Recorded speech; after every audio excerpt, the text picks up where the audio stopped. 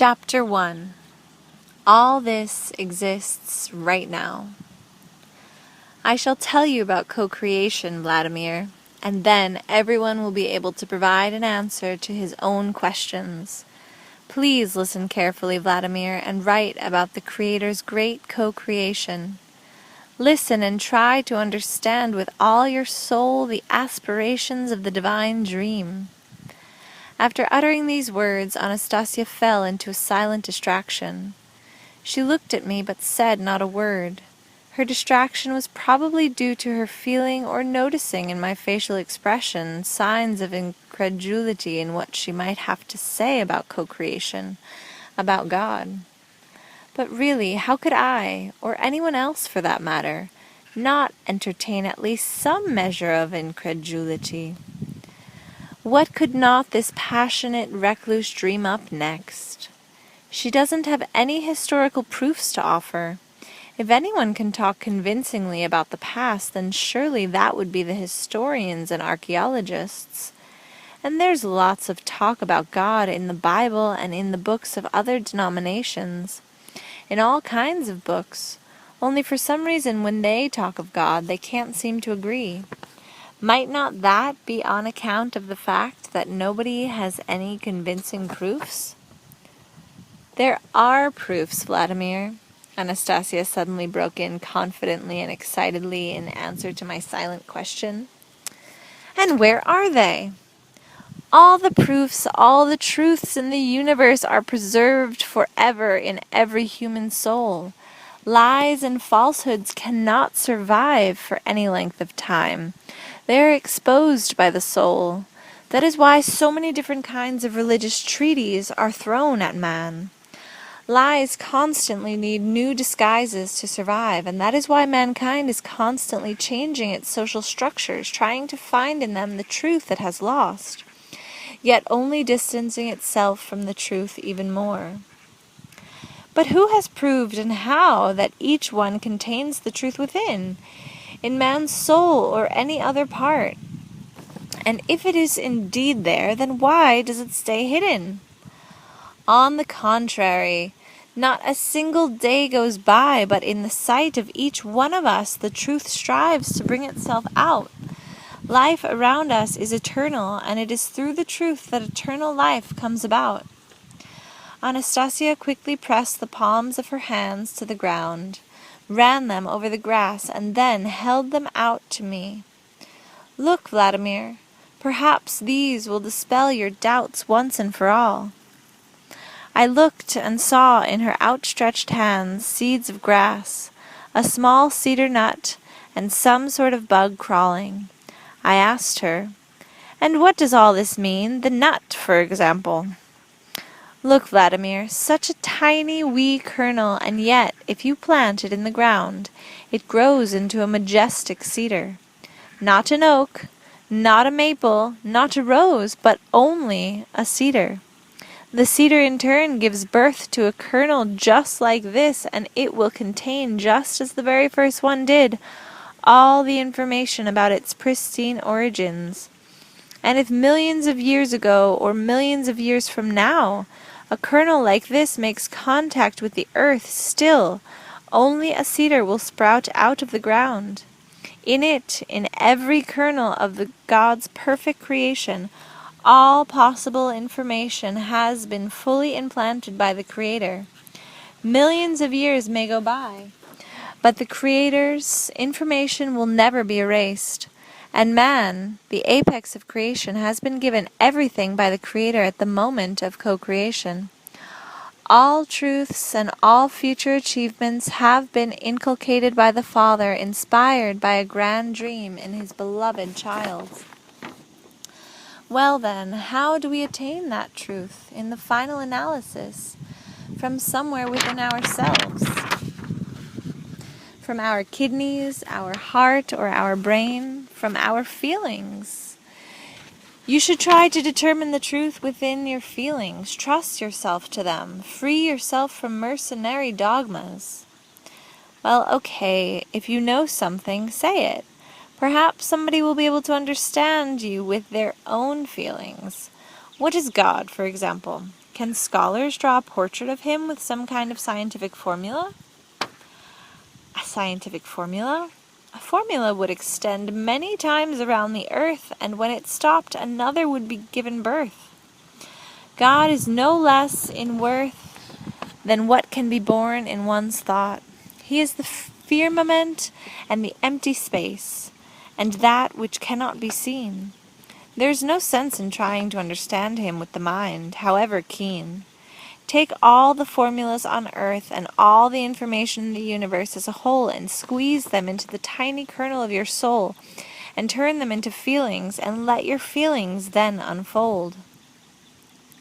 But what am I supposed to feel? Talk in terms more simple, clearer, and more real. Oh, help me, God, Anastasía pleaded. Help me with the creation of a worthy image out of today's words combinations. Well now, not enough words, eh?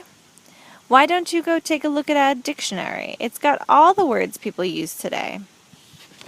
All the words available at the moment, but modern books do not contain the words your forefathers used to describe God. Are you talking about Old Church Slavonic words? And even earlier, before the Old Church Slavonic alphabet was invented, there was a means by which people set down their thoughts for their descendants. What are you talking about, Anastasía? Everyone knows that our proper writing system came from 2 Orthodox monks. Their names were something I can't remember. Cyril and Methodius. Perhaps you have in mind? It would be more accurate to say they changed the writing system of our forefathers and foremothers. What do you mean they changed it? They were following orders to make sure the culture of the Slavs would be forgotten forever, to make sure the remnants of knowledge of our pristine origins would disappear from human memory, and a new culture would be born, so that our peoples would subject themselves to different priests. What have writing systems and new culture got to do with that? Suppose children today were taught to speak and write a foreign tongue, and forbidden to express themselves in the one they already know. Tell me, Vladimir, how would your grandchildren learn about events of our present day? In people deprived of a knowledge of the past, it is easy to inculcate new teachings simply by treating them as important. And they can tell them anything they like about their forebears. Once the language had gone, culture went along with it. That was the aim, at least.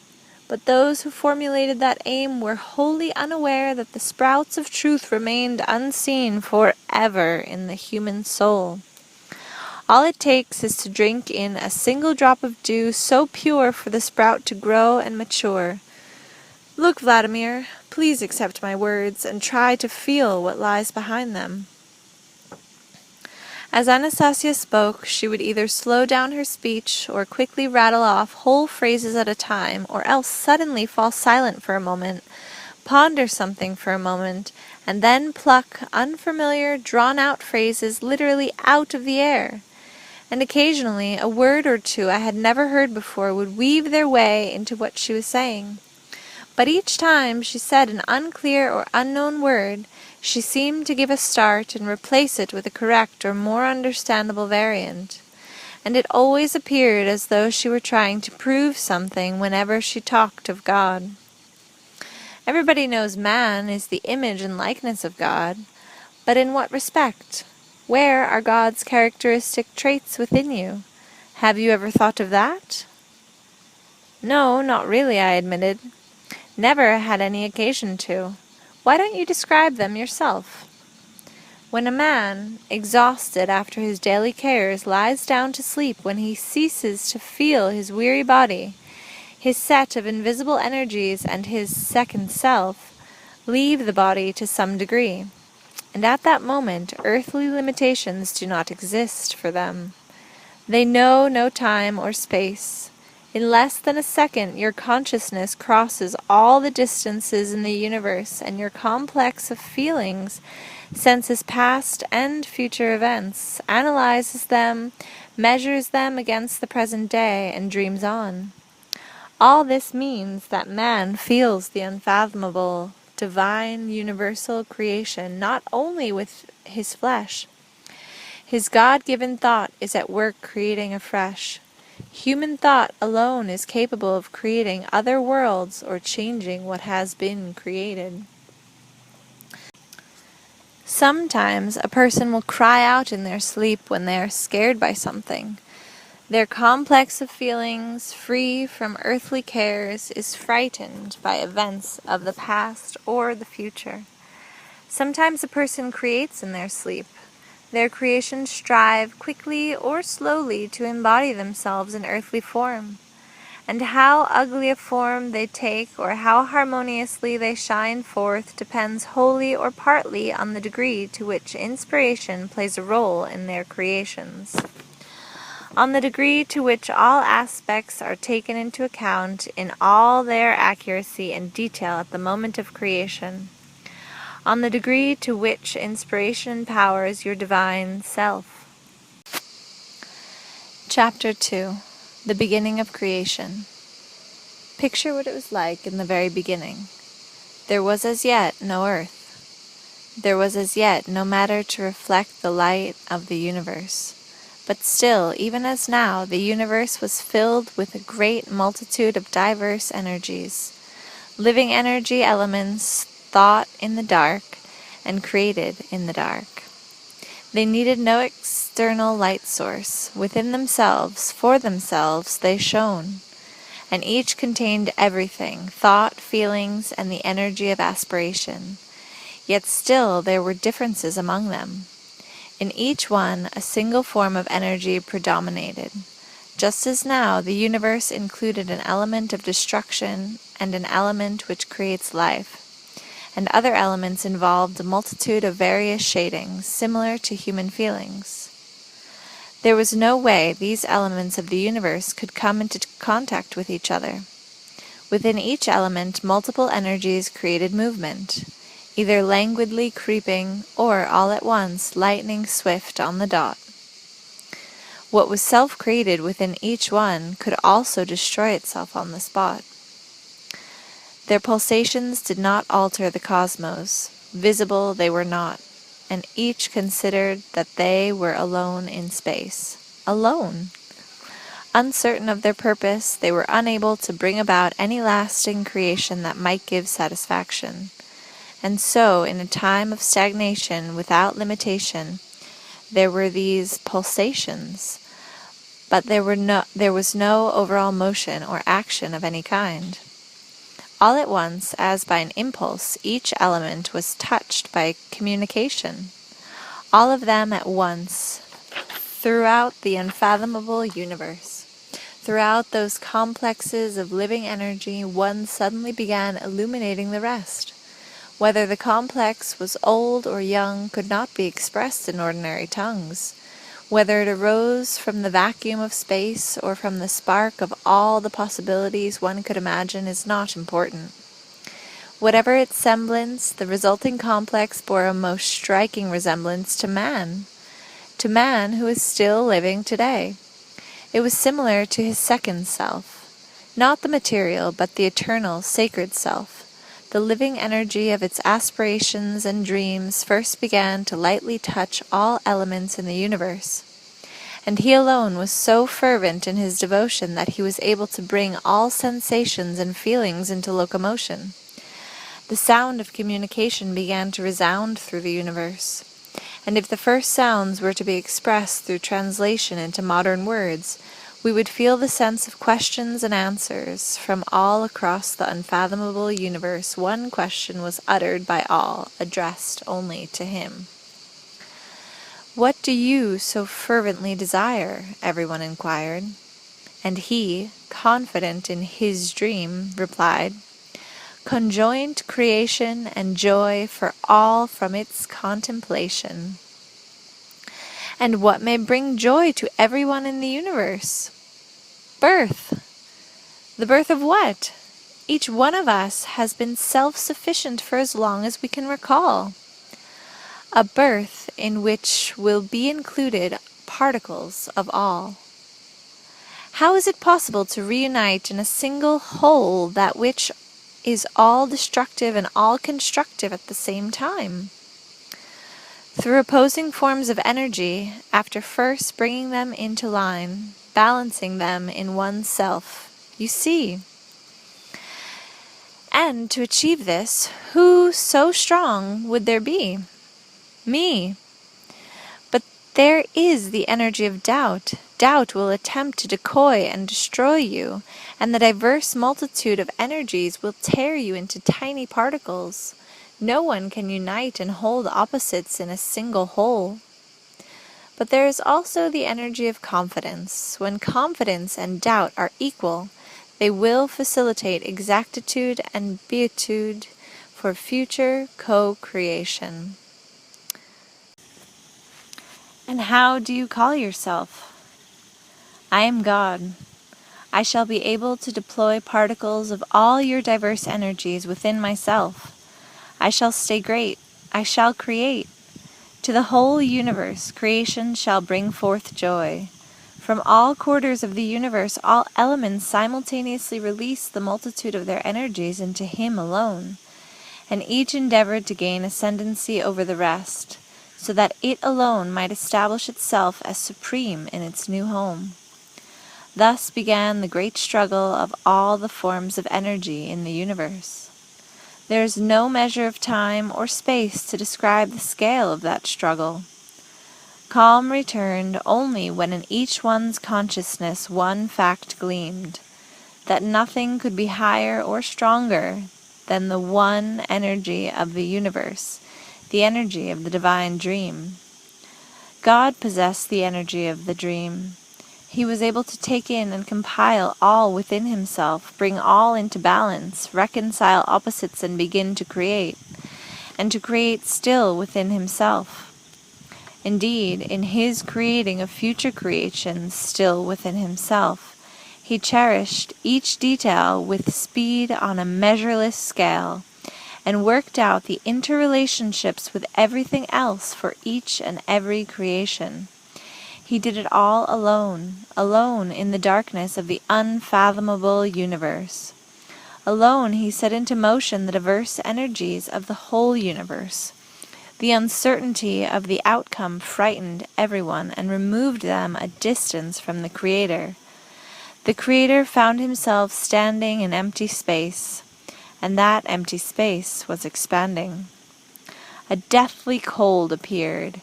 Dank fear and alienation held sway around, while He alone beheld the awesome dawn of each new day, heard the singing of birds, and breathed the sweet fragrance of the blossoming of the ground. With His fervent dream, He alone unfolded His marvelous creations in their sheen. "Stop," they pleaded. "You are in empty space. You are going to explode. How do you contain the energy within yourself? Nobody is helping you squeeze or contract, and now your only course is to explode. But if you have a moment remaining, stop. You must act, gently release your creative energies." And he replied, "My dreams, I will not betray my pact with them. For them I will continue to contract and accelerate.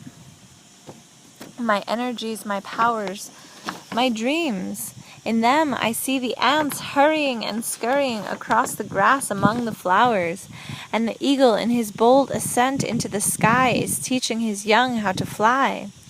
With His own unfathomable energy, God accelerated in Himself the motion of all the diverse energies of the universe as a whole.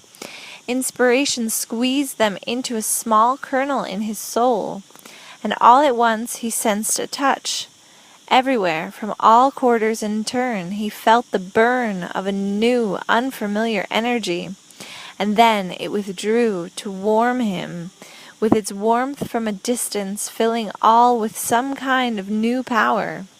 And all that was previously empty space suddenly began to radiate with grace, and the universe resounded with new sounds when God inquired with tender ecstasy, "Who are you? What kind of energy are you?" And He heard the words of music in reply, The energy of love and inspiration am I. A particle of you is within me. It alone is able to restrain and cage the energy of disdain, hatred, and rage. You are God. Your energy, the dream of your soul, has been able to bring everything into the harmony of the whole. And if my particle has been of assistance there, then hear me out, O God, and to help me be prepared. What do you desire? Why have you touched me with all the power of your fire? I have realized that I am love. I cannot remain simply a particle of... I desire to give my whole self to your soul. I know, so as not to disrupt the harmony of good and evil, you will not admit me as a whole, but I shall fill with myself the empty space around you. I shall warm with my cheer all the room within and around you. You shall not be touched by the cold of the universe and its gloom. It shall not even come near. What is going on here? What indeed? You have begun to shine even brighter. I am not doing this alone. This is the presence of your energy, your soul. It is only being reflected by me. Your reflected light comes back to your invisible inner self. Aflame with courage and aspiration, God, inspired by love, exclaimed, "Everything is proceeding with acceleration. Everything is astir in me. Oh, how marvelous is inspiration here above! And now let the dreams of my creation come to fruition in most radiant love." Chapter 3. The First Appearance of You. The earth, the core of the whole universe and the center of everything, appeared as the planet Earth loomed in sight. And all at once, along with it loomed the stars, the sun, and the moon. The invisible creative light radiating from the earth has found its reflection in them. In the universe, a new plan of existence appeared for the first time, a material plan, and how it did shine! Up to the moment the earth appeared, nobody and nothing possessed visible matter. While the earth came into contact with everything in the universe, it was an independent body, too.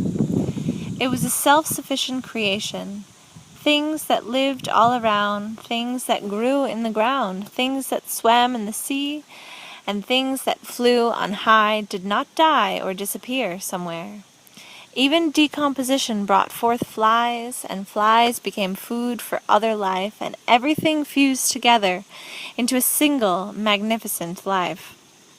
In their excitement and astonishment, all the entities of the universe began looking to the earth. The earth came into contact with everything, but nobody was able to touch it. With God, a sense of inner inspiration surged apace. And in the light of love which had filled the empty space, the divine being changed its design and took the form which in time became known as the human body. The divine thought worked with no sense of speed or time. Indeed, it worked infinitely faster than all the diverse energies of thought and created with inspiration. And again, another creation which was still invisible, still within itself. All at once, the illumination flared up, and the energy of love gave a quiver of agitation, as if set aflame with its newly felt heat. And in joyous elation, God exclaimed, "Look, O universe, look! Behold my son, man! He stands upon the earth. He is material, and in him are particles of all the diverse energies of the universe. He dwells on all the planes of being. My image and likeness he is, and in him are particles of all your diverse energies. So love him. I urge you, love him. My son shall bring joy to all living on the earth. He is creation. He is birth. He is all of all. He will create a new creation and will transform into infinity his ever-repeating regeneration. When alone, or when infinitely multiplied, he emits invisible light, merging it into a whole. He will rule the universe. He will endow everything with the joy of life. I have given him everything that is mine, and will furthermore give him for his own all that may be thought at a future time. Thus, for the first time, you stood alone on the splendid earth. Anastasía ended her narrative. Who are you talking about? I queried. About me? About you, Vladimir, and about anyone who happens to see these lines you shall be writing down. How so, Anastasía? There is a complete disconnect here. How can all my readers stand on a spot where you say only one person was standing, and it talks about that in the Bible? There was just one man at first, Adam, he was called, and you yourself said God created just one man. Quite correct, Vladimir, but look and see, it is from that one that we all have come. His particle and the information contained therein has been infused into all others who have been given birth upon the earth. And if your willing thought is ready to cast aside all your worldly cares, then all the feelings held up to now in that tiny particle will be felt. It has been there all along and remembers everything. It is in you right now and in every man living upon the earth. Let it unfold, let yourself feel what you have seen, and you who are in turn reading these lines at the moment, you shall feel what you saw at the very beginning of your journey through time. Oh wow, then it is true that everyone living today was there on that earth right at the very beginning? Yes, but on this earth, not that one. It is only that the earth looked different back then. And is there a single term by which we can be called? You are probably more accustomed to hearing the name Adam. I shall use it, but picture it as referring to you, and let everyone picture themselves when they come across that name. I shall use some words to help in this.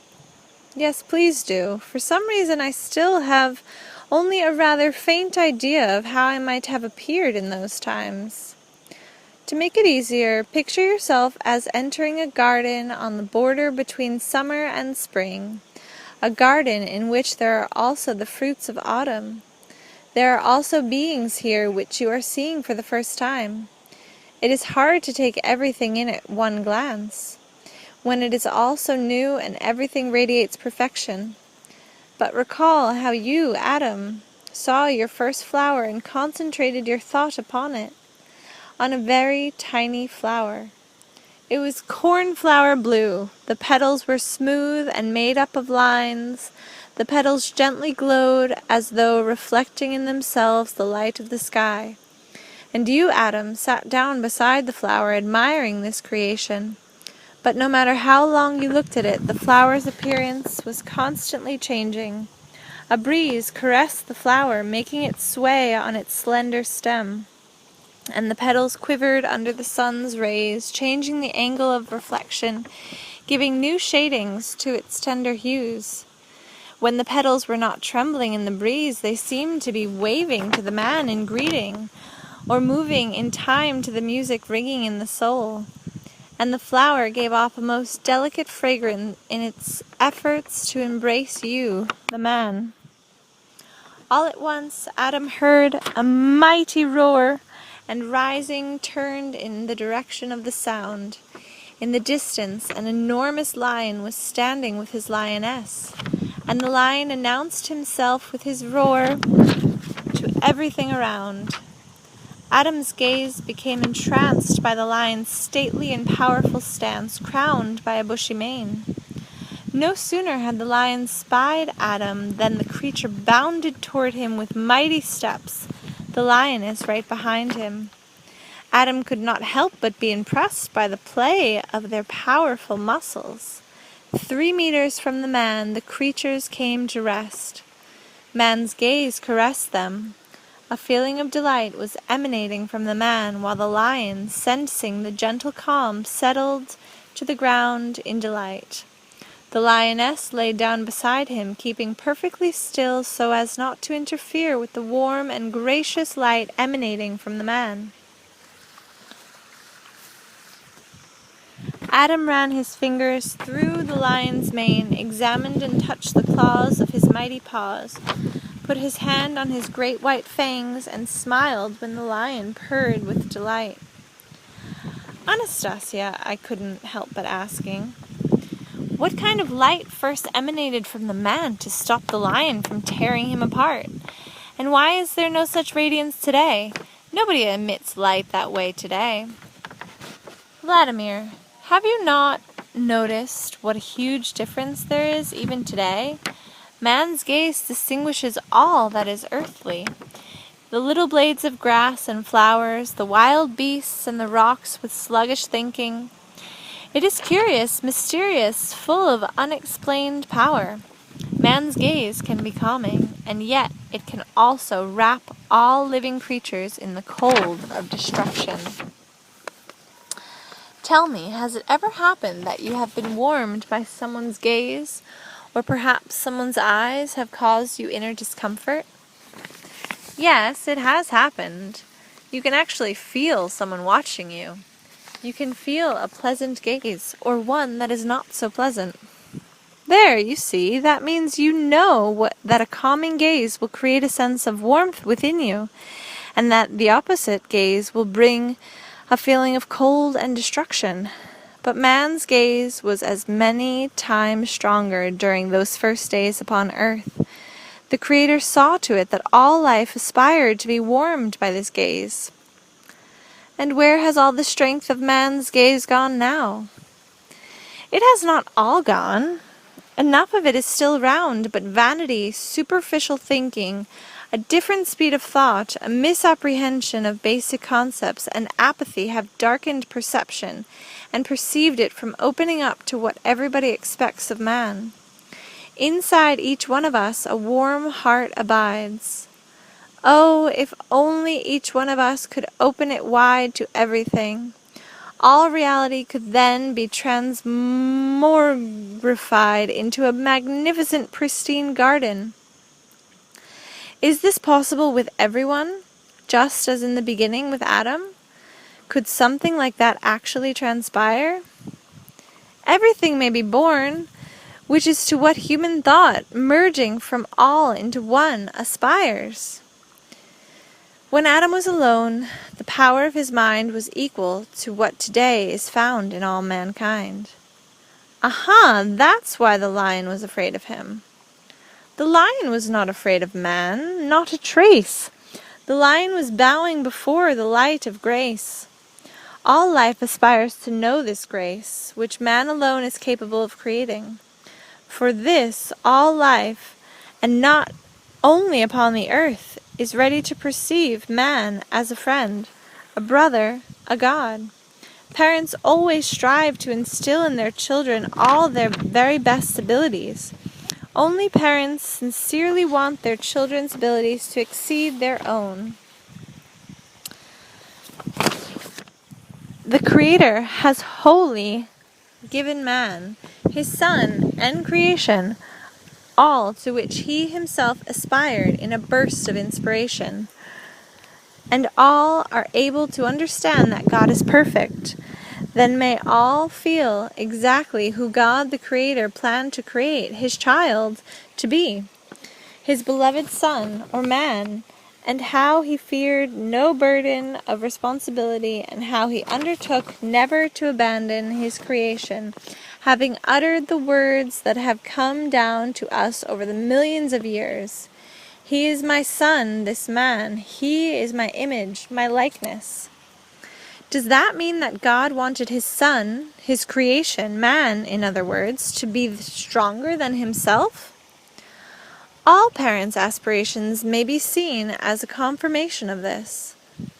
Well then, did Adam justify God's hope for him on this first day? What transpired after the meeting with the lion? What did he set about to do? Adam aspired to know all living things, to define the name and the purpose or need for each living creature. Some of these were solved quickly. Others he became involved with for quite a time indeed.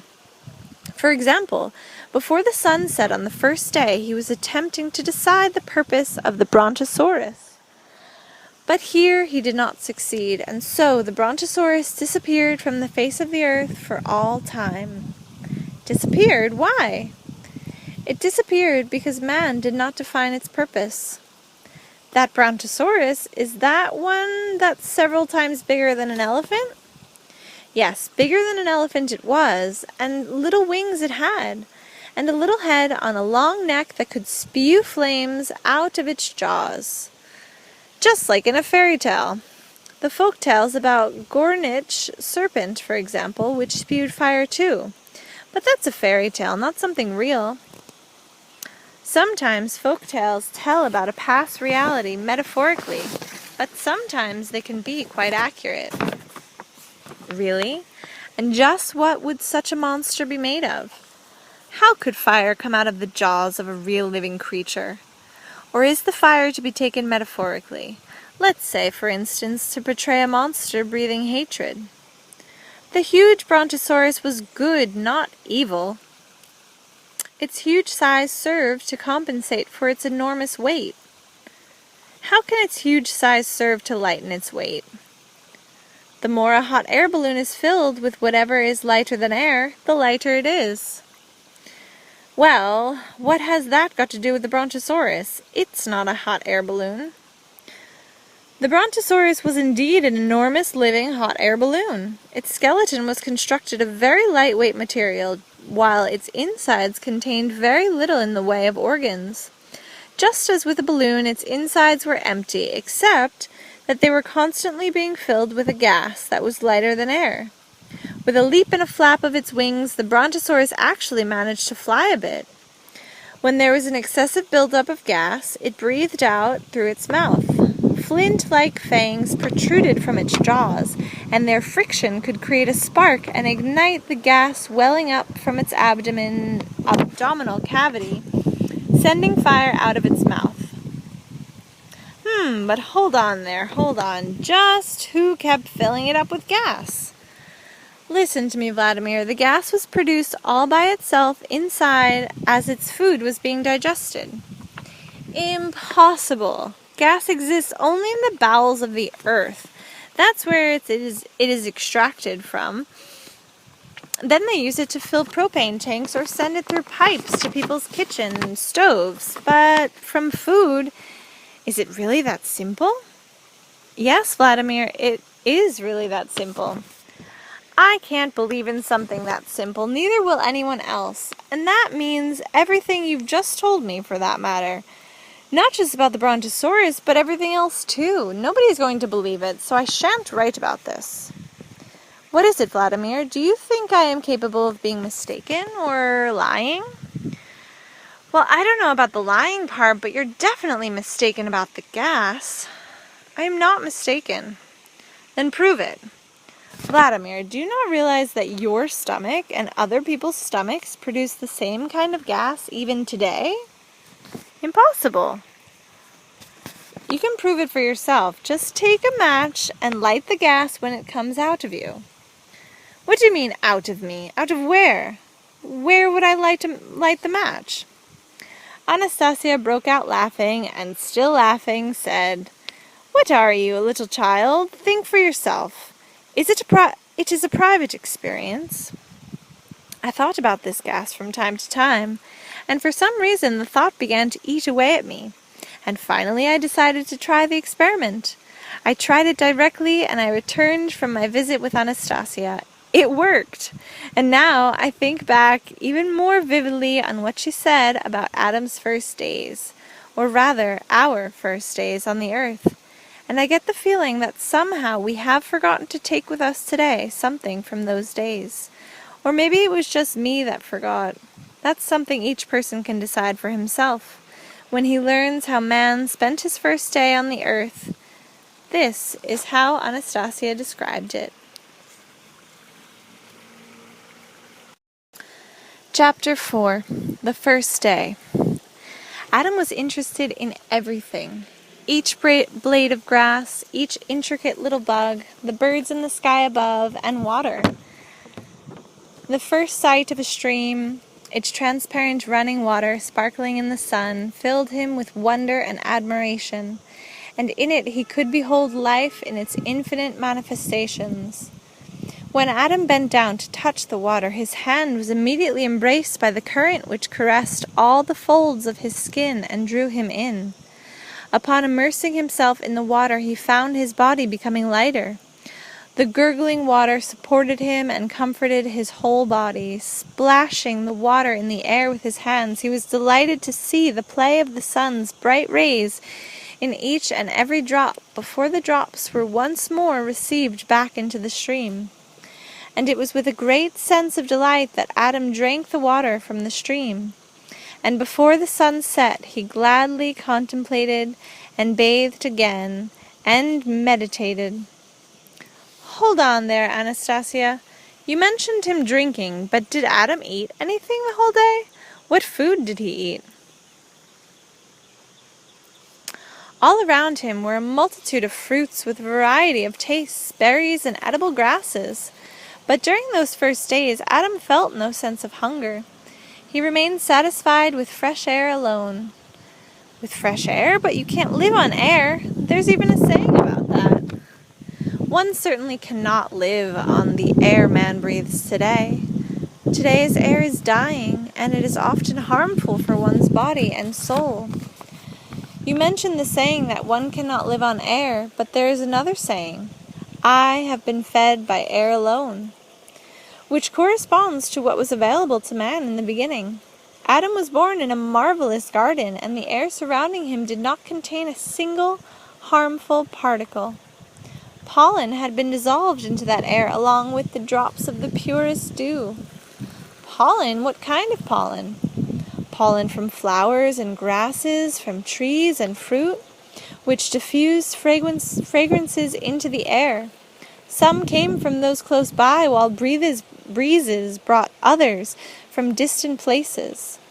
Back then, man was not distracted from his great works by any problem of finding food. He was fed by everything around him through the air. This was the way it was all designed by the Creator right from the very beginning, so that all life on earth should strive to please man, and the air and the water and the breeze would be life-giving, under the impulse of love. You're right about one thing, air can be very harmful, but man invented the air conditioner. It purifies the air of dangerous particles, and people sell mineral water in bottles. So you see, the problems of air and water have been solved, at least for the many people who aren't poor. Alas, Vladimir, the air conditioner does not solve any problems. It keeps back harmful pesticides, yes, but the air continues to die. The water preserved in airtight bottles dies for lack of fresh air. All it does is feed the old cells of the body for new birth, so the cells of your body may constantly renew themselves. Living air and water are needed.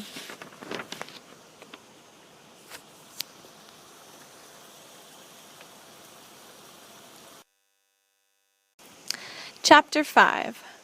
Problems confirming the perfection of life. Adam had all that? I asked in amazement. Yes, he did. This is why his thought moved so quickly. In a relatively short period of time, he was able to define everything's purpose. 118 years swept by like a single day. 118 years? Adam lived all by himself to such a ripe old age?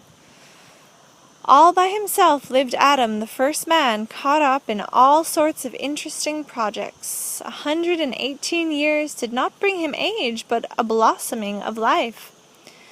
Well, a person's pretty old at 118. He's known as an old-timer, at the mercy of all sorts of diseases and ailments. That may be so now, Vladimir, but back then man was not troubled by diseases. Every one of his cells enjoyed a longer span of life. And if a cell became weary, that meant it was destined to die. But right away a new cell, full of energy, appeared in its place. Man's body was able to live as many years as his spirit or soul wished. And how come the man of today can't wish himself to live a bit longer? By his moment-by-moment actions, he is cutting short his lifespan, and death is something thought up by man. What do you mean, thought up? Death comes all by itself, against man's will. When you smoke tobacco or drink alcohol, when you drive into a city which pollutes the air and the stench of burning fumes, when you use lifeless food and let yourself be eaten away by bitterness, tell me, Vladimir, who, if not yourself, is hastening your death? Well, that kind of life is pretty common for everyone today. But man is free to choose. Everyone builds his own life for himself and determines his lifespan moment by moment. So you're saying that back then in paradise there weren't any problems?